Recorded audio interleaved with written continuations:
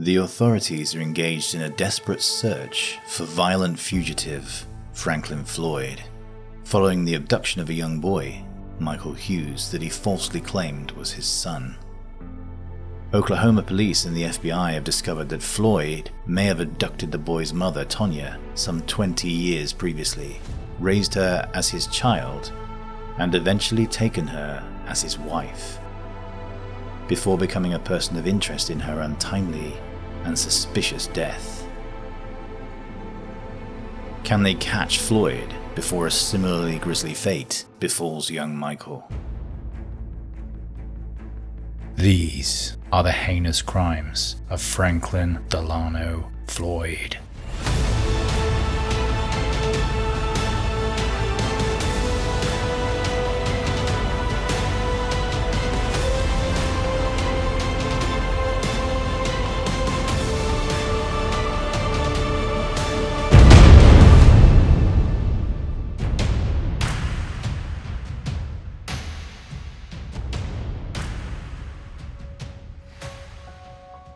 The newlyweds settled in Tulsa, Oklahoma, where Tonya got a job at Passion's strip club.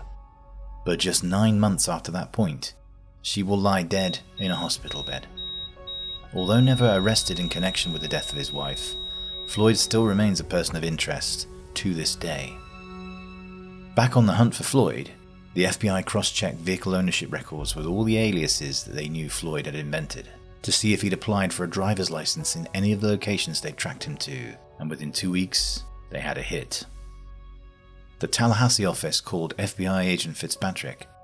Floyd had applied for a license under the alias Warren Marshall, and it was going to be mailed to an address in Louisville, Kentucky.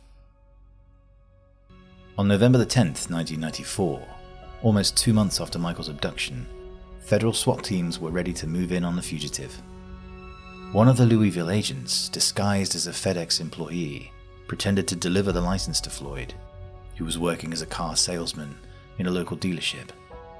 When Floyd signed for the parcel, the SWAT teams moved in, and Floyd was quickly subdued and arrested. Their hearts collectively sank, however, when they realized there was no sign of little Michael with Floyd. Upon interrogation, Floyd initially flatly denied abducting Michael, even though it happened in broad daylight, at gunpoint, in front of a school full of witnesses. Later, he spun a tale about rescuing the boy from his abusive foster parents.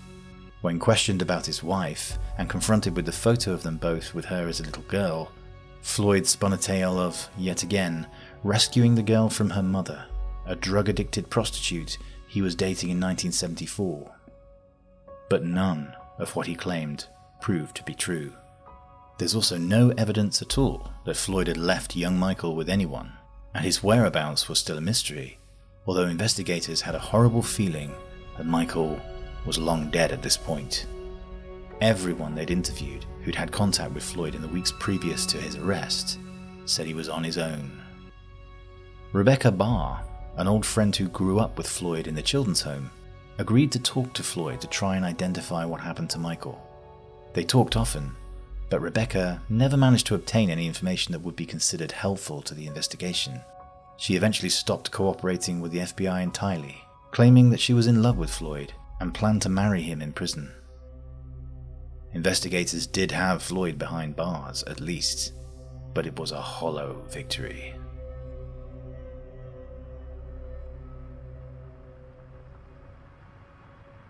The truck that Floyd stole when he kidnapped Michael was recovered by police, who stored it and eventually sold it at auction, but without carrying out much in the way of forensic examination, it seems. It ended up with a mechanic from Kansas in March 1995. Just 2 days after the woman's unidentified remains were found in Florida, over in Kansas, hidden between the truck bed and the top of the fuel tank, the mechanic found a manila envelope. In it, he found 97 photographs, 16 of which showed the apparently lifeless body of a woman arranged in various sexual poses, bound, blindfolded, and severely beaten.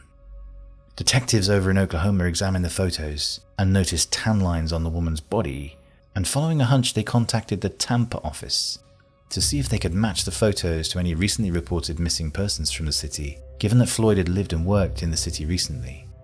They compared the photos with the remains found in Pinellas County and found a match for the clothing fragments and many of the wounds. Background details of the photos also turned up as a match for Floyd's furniture and possessions. At that point, authorities didn't yet have a name for Jane Doe I-275, but they knew Floyd was heavily involved, and when they cast the net back to 1989, it produced a match to missing exotic dancer Cheryl Ann Camesso. After unsuccessfully trying to abduct Cheryl, Floyd waited until she left work one day, dragged her into his car, tortured her, executed her, took the photos as trophies, dumped her body by I-275, and then disappeared across the state line with Sharon, soon to be Tonya, and Michael, all bound for New Orleans. Even more chillingly, among the gruesome photo collection found in the truck were 3 sets of photos of very young girls, naked or provocatively dressed, again posed explicitly.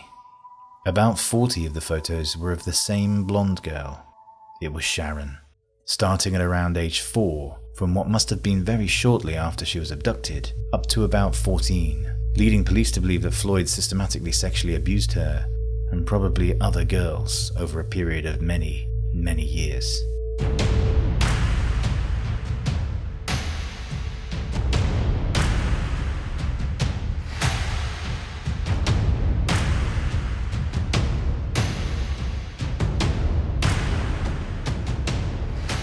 In 1974, not long after his $3,000 bond was posted, allowing Floyd to disappear from under the noses of police in Georgia, he turned up in North Carolina under yet another alias, Brandon Williams. He met Sandy Chipman at a truck stop diner. Chipman had 4 children: Suzanne, Allison, Amy, and the youngest, baby Philip. Floyd and Chipman dated for 1 whole month before marrying, moving to Texas once they tied the knot. While Chipman was serving just 30 days in jail for passing bad checks in order to buy nappies for baby Philip in 1975, Floyd looked after her children. When she was released, she returned home to find her house vacated and all her children missing. Floyd's interpretation of looking after involved dumping 2 of Sandy's children into care and absconding with the other 2. Sandy Chipman attempted to file kidnapping charges, but local authorities ruled, unbelievably, that as their legal stepfather, Floyd had the right to take the children. Moreover, police even refused to file missing persons reports for the children, so as not to infringe Floyd's legal rights. Chipman eventually found 2 of her middle children, Allison and Amy, in a local church-operated social services group where Floyd had left them. But she never found Suzanne, the oldest daughter, or her son Philip, the youngest of all. Philip's whereabouts remains a mystery to this day. Of course, we know some of what happened to Suzanne. She became Susan, who then became Sharon, and then Tonya, and whoever else. After abducting Suzanne, Floyd changed his name to Trenton Davis and returned to Oklahoma City.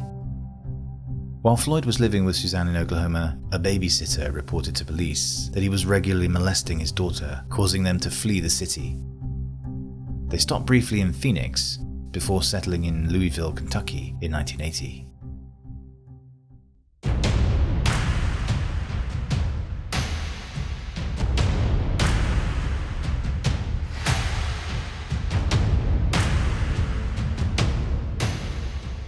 Franklin Delano Floyd was found guilty of the murder of Cheryl Ann Camesso and sentenced to death in November 2002. He was also found guilty of the kidnap of Michael Hughes, although to this day he refuses to cooperate and tell the authorities where Michael can be found. Over the years, Floyd has consistently changed his story about Michael. One inmate said Floyd had told him he'd thrown the boy from a bridge, recalling he said he could hear the little bastard's screams on the way down. Another inmate said that Floyd had killed Michael and put him inside a drainpipe being built for the 1996 Olympics. Floyd reportedly told his sister Dorothy that he drowned the boy in a motel bathtub in Georgia after his crying got on his nerves. He'd asked the boy if he loved him, and Michael had said no, which may have sealed his fate. Another potential witness said Floyd was seen burying a child's body in a cemetery. Floyd once told the FBI that he let Michael go and that he was alive and well, giving false hope to Michael's family, although he refused to say where Michael was or with whom. In September 2014, Floyd finally admitted to authorities that he had indeed murdered Michael on the day that he abducted him. He said he became annoyed by Michael's crying and whining while they were driving, so Floyd shot him twice in the back of the head and dumped his body near the Oklahoma-Texas border, just off of Interstate 35.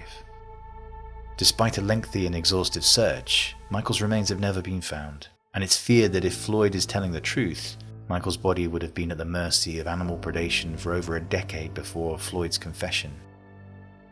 Michael's case is now closed.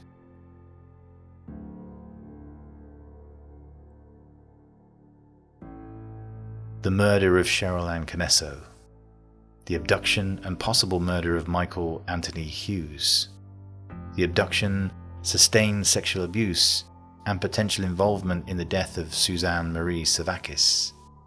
The disappearance of Philip Stephen Brandenburg.